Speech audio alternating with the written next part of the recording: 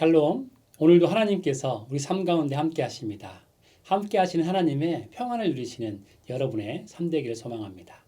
함께 찬송가 419장 찬양하시면서 11월 30일 수요일 새벽 예배를 시작하도록 하겠습니다.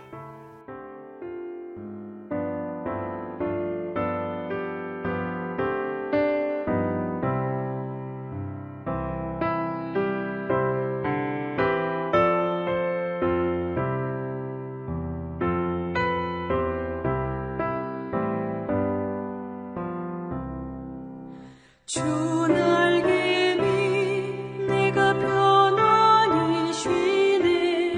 밤 깊고 비바람 몰아쳐도 아버지께서 널 지켜주시니 거기서 편안히 쉬리로다. 주 날개 밑 그 사랑 끈을 짜니요. 주 날개 밑 내 쉬는 영원히 거기서 살리. 주 날개 밑 나의 피난처 되니 거기서 쉬기를 원하노라. 세상이 나를 위로치 못하나 거기서 평화를 누리리라. 주 날개 밑 평안하다. 그 사랑 끈을 짜리요. 주 날개 밑 내 쉬는 영원히 거기서 살리.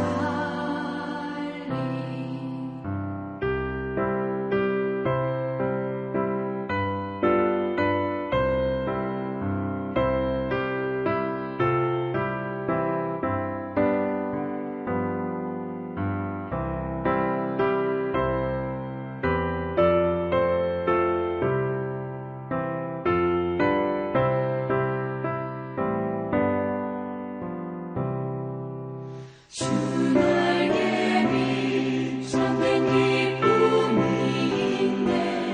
고달픈 세상 길 가는 동안 나 거기 숨어 돌보심을 받고 영원한 안식을 얻으리라. 주 날개 밑 평안하다.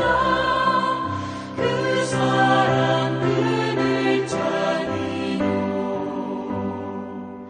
주 날개 밑 내 쉬는 영원히 거기서 살리.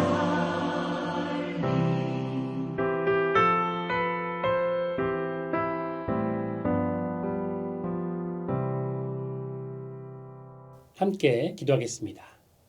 하나님 감사드립니다. 오늘도 우리 삶 가운데 함께 하심에 감사와 찬양과 영광을 올려드립니다.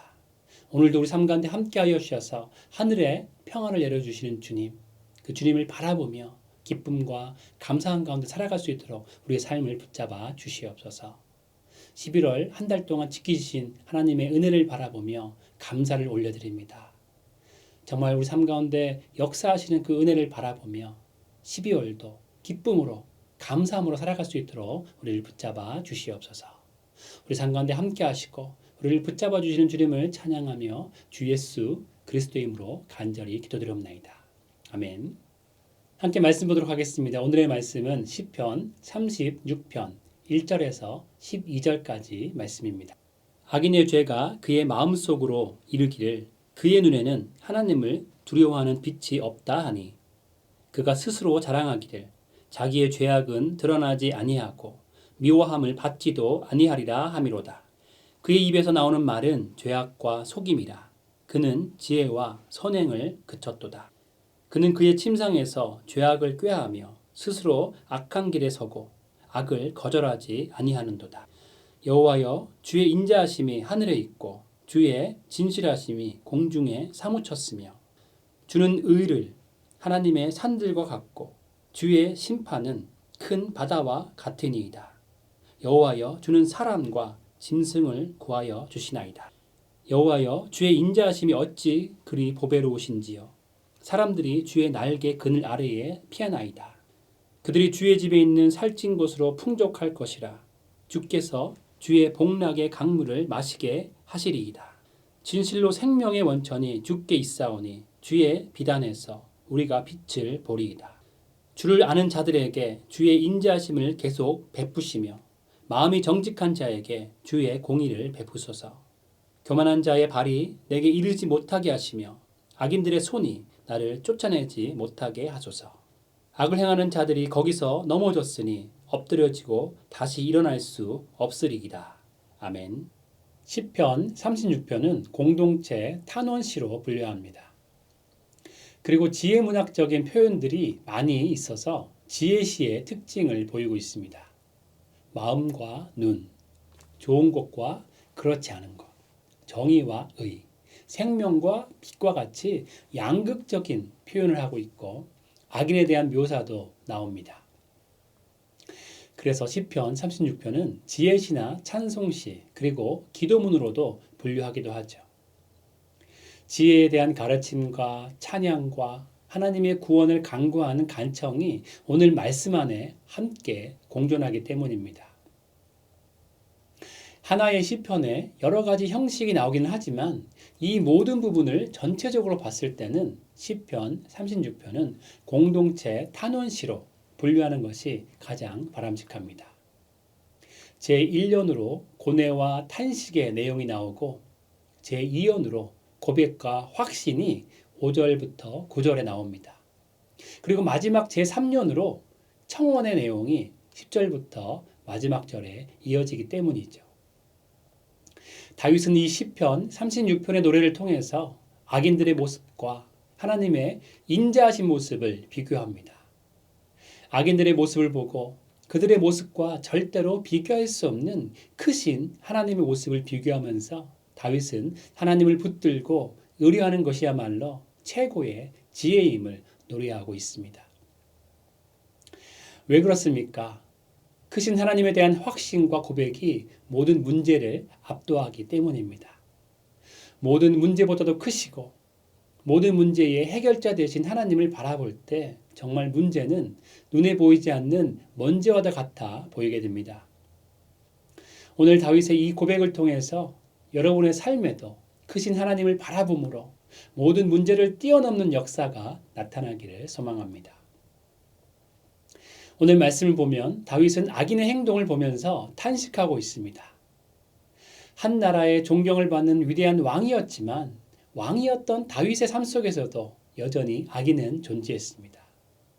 왕이면 근심 없이 많은 것을 누리고 우리와는 다른 삶을 살 것 같은데 다윗의 삶에도 악인들이 존재했습니다.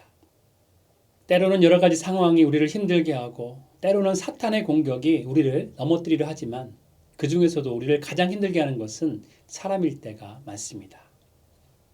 다윗도 그의 삶을 보면 다윗을 힘들게 하는 많은 사람들이 있었고 악인의 존재가 다윗의 마음을 너무나 어렵게 했습니다. 왜냐하면 악인들은 하나님 없이 살아가면서 다른 사람들을 너무나도 힘들게 만들기 때문입니다. 다윗은 악인의 모습을 이렇게 표현합니다. 1절 말씀에 악인에게는 하나님에 대한 두려움이 없다라고 말씀합니다. 그래서 2절 말씀처럼 악인은 교만으로 가득 찬 모습을 하고 있습니다. 그들은 악을 행하는데 주저함이 없습니다. 지혜와 선행과 거리가 멀고 속임을 일삼고 침상에서도 죄악을 꾀하는 것이 악인들의 전형적인 모습입니다. 그러나 감사하게도 악인들의 이런 모습은 전능하시고 크신 하나님 앞에서는 전혀 문제가 되지 않습니다. 하나님의 크심은 인간의 어떤 것과도 비교할 수 없기 때문이죠. 5절 말씀처럼 하나님의 인자하심과 하나님의 진실하심은 하늘을 채우고도 남을 만큼 크고 높습니다. 그리고 6절 말씀처럼 하나님께서 행하시는 의와 하나님의 심판은 산들과 큰 바다에 견줄 만큼 크십니다. 사람의 힘과 능력으로는 감당할 수 없는, 감히 상상할 수도 없는 하나님의 크심과 높음과 넓이입니다. 하나님이 이렇게 크신 분이시기에 하나님의 축복과 은혜도 상상할 수 없이 크십니다. 8절 말씀처럼 기쁨의 강물을 차고 넘치도록 마시게 하시는 것이 바로 하나님의 은혜인 것입니다. 마치 찬송가의 가사와 같습니다. 바다를 먹물 삼아도 하늘을 두루마리 삼아도 다 쓸 수 없는 것이 하나님의 은혜입니다. 정말로 하나님의 은혜는 우리가 상상하는 것 이상입니다. 하나님의 크심은 사람의 이성으로 측량할 수 없고 다 표현할 수 없습니다. 여러분은 지금 어떤 하나님과 동행하고 계십니까? 우리는 늘 문제 가운데 있는 것 같고 늘 부족함을 느끼며 살아가고 있지만 하나님은 항상 우리의 삶에 친히 함께 하십니다. 우리가 생각하는 것 이상으로 하나님은 우리에게 은혜와 사랑을 날마다 충만히 흔들어 넘치도록 우리에게 부어주십니다. 우리가 상상할 수 없는 방법으로 우리가 측량할 수 없는 크고 높은 은혜를 우리에게 부어주시는 분이 바로 우리의 하나님이십니다. 모든 것 위에 계신 하나님께서 여러분들과 친히 함께 하시고 세상에 가장 귀한 것보다 더 귀하신 예수님께서 우리 가운데 놀랍게 역사하고 계심을 믿는 믿음으로 하나님의 샬롬의 평안을 마음껏 누리시는 여러분의 삶 되시기를 주님의 이름으로 축원드립니다. 두 번째로 오늘의 말씀은 악인이 어떤 자들인가를 묘사하면서 악인들의 모습에 대비되는 하나님의 성품을 찬양하고 있습니다. 하나님의 인자심과 진실하심 그리고 하나님의 의가 높고 크시다는 것을 찬양하고 있는 다윗은 천지를 지으신 하나님의 성품이 하늘과 땅과 바다에 그대로 드러나 있음을 노래하고 있죠. 그리고 오늘 말씀에는 독특한 표현이 나옵니다. 하나님은 사람뿐만이 아니라 짐승까지도 구원하신다고 고백합니다. 6절 말씀 마지막에 전혀 예상하지 못할 고백을 하고 있죠. 주는 사람과 짐승을 구하여 주시나이다 라고 고백합니다. 구원의 대상이 사람뿐만이 아니라 짐승까지 포함된다는 것이죠. 이 말씀은 하나님의 돌봄의 대상이 인간에 한정되어 있지 않다는 사실을 보여줍니다. 사람과 짐승은 육지 생물을 대표하는 생명체입니다. 그래서 여기서 말하는 사람과 짐승은 모든 생명체를 포괄하는 표현이죠. 더 나아가서는 피조물 세계 전체를 포괄하는 말입니다. 그렇기 때문에 이 시편의 고백은 하나님의 돌봄과 구원의 대상이 사람에 국한된 것이 아니라 피조 세계 전체임을 말씀하는 것입니다. 하나님이 얼마나 크신 분이신지를 다시 한번 보여주는 말씀이죠. 우리 하나님은 정말 인자와 진실하심이 크고 한이 없으신 분이십니다. 하나님은 하나님의 의로 이 세상을 다스리십니다. 또한 온 세상을 다스리시고 구원하시는 하나님은 우리를 정말 눈동자같이 지키시고 보호하시는 놀라운 하나님이십니다. 이 하나님이 우리의 하나님 되심이 얼마나 감사합니까? 악인의 길도 다 알고 계시고 모든 것을 감찰하시는 하나님께서 반드시 우리를 의의 길로 인도하십니다. 가장 좋은 것으로 가장 선한 길로 우리를 인도하시는 분이 우리의 구원 되시는 하나님이십니다. 그 하나님이 우리를 너무나 사랑하시고 우리의 삶을 친히 감찰하시고 계십니다. 이렇게 놀랍고 크신 하나님을 믿고 의지한다는 것은 정말 너무나도 감당할 수 없는 감사의 조건입니다. 그렇기 때문에 다윗은 7절 말씀에 이렇게 고백합니다. 사람과 짐승의 구원자 되신 하나님의 인자하심은 마치 어미새가 그 날개 아래 새끼들을 보호하듯이 모든 사람을 보호하십니다. 그리고 8절 말씀은 사람들은 하나님의 풍성함을 누리고 하나님의 복락의 강물을 마시게 된다라고 고백하죠. 또한 9절 말씀은 근본적으로 사람과 짐승들의 생명 자체가 생명의 원천 되시는 하나님께로부터 나오고 하나님의 빛이 우리를 밝히 비춰주신다는 고백을 하고 있습니다. 빛이 없으면 우리는 살아갈 수 없습니다. 생명의 원천 되시는 하나님께서 빛도 밝히 비춰주시고 우리에게 생명을 허락하여 주시기에 우리는 생명을 이어갈 수 있습니다. 세계 2차 대전이 끝나고 독일의 점령에서 벗어난 폴란드는 독일군이 만든 벙커를 철거하는 작업을 시작했습니다. 워낙 큰 전쟁이었고 폴란드 전역에서 철거 작업을 진행해야 했기에 벙커 해체 작업은 6년 동안이나 진행되었다고 합니다.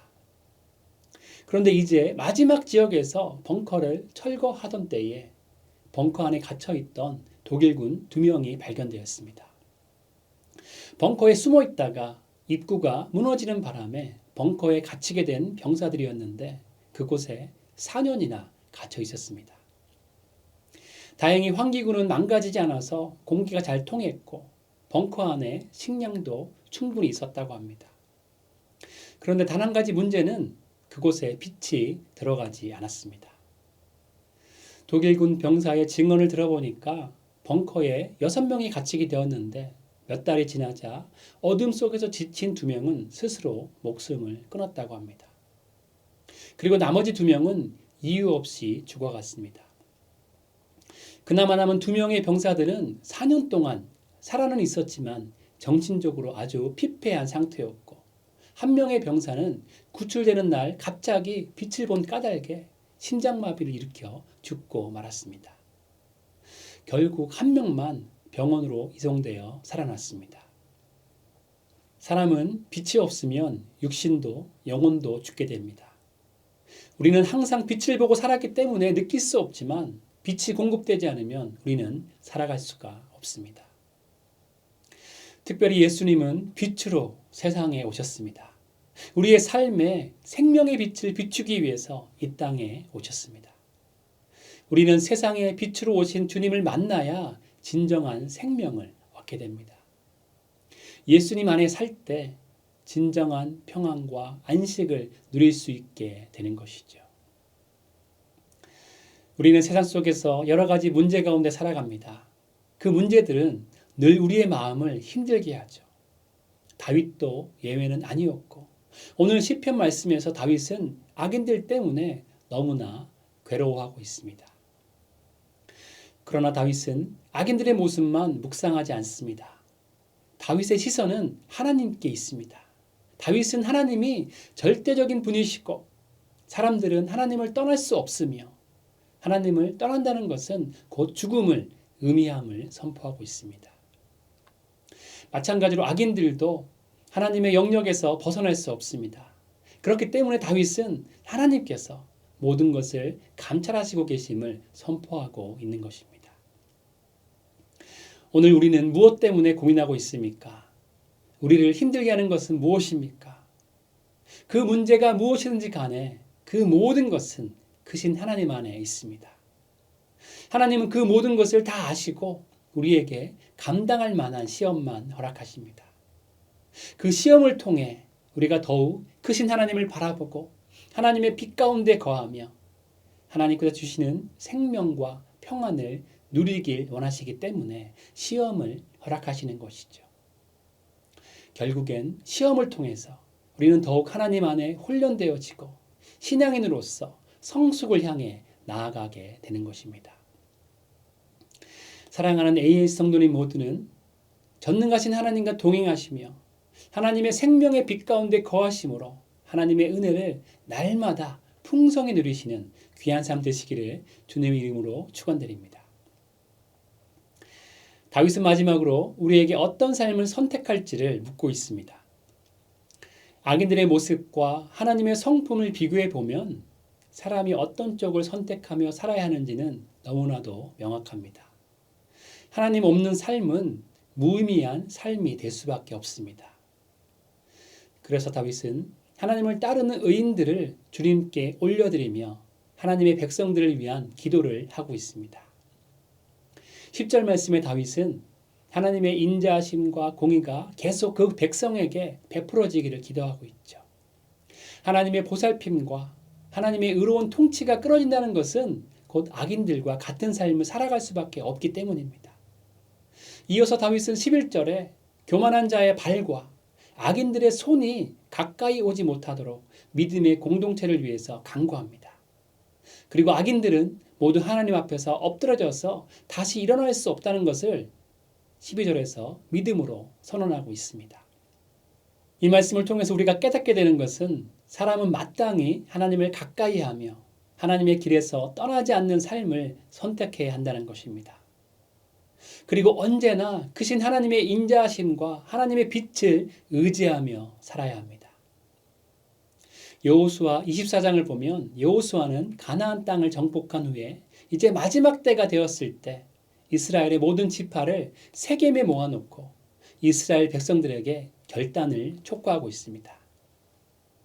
크신 하나님께서 아브라함 때부터 지금까지 이스라엘을 어떻게 인도하셨는지, 하나님께서 어떻게 사랑으로 보호하시고 지켜주셨는지, 어떻게 대흉년에서 야곱의 가족들의 생명을 구하시고 출애굽시키셨는지, 전능하신 하나님께서 어떻게 가나안 땅을 취할 수 있도록 역사하셨는지를 말하고 나서 여호수아 24장 15절에 너희가 섬길 자를 오늘 택하라. 오직 나와 내 집은 여호와를 섬기겠노라 라고 선포하고 있습니다. 세겜 땅은 이스라엘에게 특별한 의미가 있는 땅입니다. 아브라함이 가나안에 처음으로 들어온 후에 하나님의 언약을 받고 단을 쌓은 곳이 바로 세겜입니다. 그리고 야곱이 외삼촌 라반의 집에서 나와서 세겜성에 이르러 장막을 쳐서 정착하고 예배를 드린 곳이 바로 세겜입니다. 이후에 야곱은 자신은 물론 자기 집 사람과 함께 했던 모든 사람들의 이방신의 우상들을 모조리 땅에 묻었던 기념적인 장소가 바로 세겜입니다. 그리고 이 세겜은 요셉의 뼈를 이장한 땅이기도 하죠.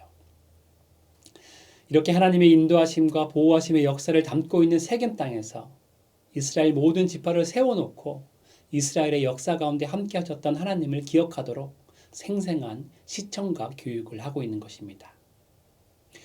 여호수아는 이스라엘 백성이 다시금 하나님의 은혜를 기억하게 하고 다시금 하나님과 언약을 맺고 하나님만을 따르도록 하고 있는 것입니다. 이스라엘 모든 지파들에게 오직 하나님만을 선택하는 삶을 살도록 인도하고 있는 것이죠. 우리는 세상 속에 살면서 세상의 영향력을 받을 수밖에 없습니다. 세상 속에 바쁘게 살다가 세상만 바라보며 살면 세상의 방법대로 살아갈 수밖에 없는 것이죠. 그렇기 때문에 우리는 어떻게 살아가야 할지를 선택해야 하는 것입니다. 어둠 속에 사는 악인처럼 살지, 빛에 속한 하나님의 백성으로 살지를 마음을 다해 결단을 내려야 세상을 이길 수 있기 때문입니다. C.S. 루이스가 쓴 스크루테이프의 편지라는 책이 있습니다. 이 책에 이런 내용이 있습니다. 실로 지옥에 이르는 길은 점진적인 길입니다. 즉, 급회전도 없고 이정표도 없고 표지판도 없고 부드럽고 완만한 비탈길입니다. 사탄이 인도하는 길은 너무나 자연스럽습니다. 인간적으로 너무나 편안합니다. 그러나 이 세상의 길을 따르면 자연스럽게 사망의 길로 걸어가게 되는 것이죠. No pain, no gain이라는 말처럼 편안하게 세상 속에서 살다 보면 영적으로는 얻게 되는 것도 없습니다. 악인의 불의를 보며 탄식하고 믿음의 공동체를 위해서 기도해야 합니다. 하나님께 나 자신의 삶을 솔직히 내어드리고 힘들지만 결단하며 하나님을 모신 삶을 살아야 합니다. 의인은 하나님의 빛으로 자신의 모든 것이 밝히 드러날 수밖에 없다는 것을 아는 사람들이기 때문에 언제나 하나님 앞에서 겸손하게 살아갑니다. 생명의 원천이 하나님께 있음을 알기에 세상의 방법이 아닌 하나님이 기뻐하시고 선하고 온전하게 여기시는 거룩한 길로 행합니다. 하나님의 공의로운 심판을 기억하고 있기에 자신의 죄를 하나님께 고백하며 하나님의 날개 그늘 아래로 피하는 자들입니다. 말씀을 맺습니다. 우리는 구원받은 죄인이지만 여전히 죄 가운데 살아갑니다. 그렇기 때문에 사람은 다른 사람의 눈만 피하게 되면 죄악을 저지를 수 있는 존재입니다. 그렇기에 하나님의 존재를 인정하지 않으면 필연적으로 악인의 길을 가게 되는 것이죠. 사람의 눈만 피하면 되기 때문입니다. 그러나 하나님을 믿는 성도는 죄악의 유혹에 빠지지 않고 하나님의 공의를 따라 행하기 위해서 결단하며 살아갑니다. 의인의 삶이 비록 피곤해 보일 수는 있지만 날마다 거룩을 이뤄가며 사는 삶은 주의 집에 있는 살찐 것으로 풍족을 얻고 주의 복락의 강물을 마시게 될 것입니다. 오늘 시편 기자인 다윗은 자신의 주변 상황과 자신이 당하고 있는 처지를 바라보며 실망하는 마음이 있지만 그럼에도 불구하고 하나님께서 함께 하신다면 그 모든 것이 아무런 문제가 되지 않음을 고백하고 있습니다. 하나님에 대한 확실한 확신이 있으면 우리가 가진 문제는 정말 아무것도 아니게 되는 것이죠. 구원의 하나님을 다시금 기억하고 바라보며 하나님을 의지할 때 하나님은 하나님의 백성들에게 한량없는 은혜를 마음껏 부어주실 것입니다. 하나님 안에 이런 다윗과 같은 믿음으로 오늘도 주님 안에 승리하시는 여러분의 삶 되시기를 주님의 이름으로 축원드립니다. 함께 기도하겠습니다. 하나님 감사드립니다. 오늘도 우리 삶 가운데 함께 하시고 친히 우리를 붙잡아 주시고 인도하시고 지키시고 보호하심에 감사를 드립니다. 이 감사의 계절에 날마다 감사가 넘치게 하시고 주님께 감사할 때 우리 삶 가운데 감사의 찬양이 마음을 다해서 드리는 신령과 진정의 예배가 우리 삶 가운데 넘쳐날 수 있도록 아버지 은혜 베풀어 주시옵소서. 우리가 다윗처럼 살기를 소망합니다. 정말 의인처럼 살기를 소망합니다. 남들을 위해 기도하며 공동체를 위해서 기도하는 삶을 살기를 소망합니다. 우리에게 주신 이 ANC 공동체를 위해 기도하며 함께 세워가며 주님 안에 성숙해져 갈 수 있는 그리하여 날마다 예수님을 닮아갈 수 있는 삶을 살아갈 수 있도록 우리를 붙잡아 주시옵소서. 오늘도 함께 하시고 성령으로 붙잡아 주시고 주님의 능력으로 채워주시기를 간절히 소망하며 주 예수 그리스도의 이름으로 기도드립니다. 아멘. 함께 계속적으로 주님 앞에 기도하며 나가도록 하시겠습니다.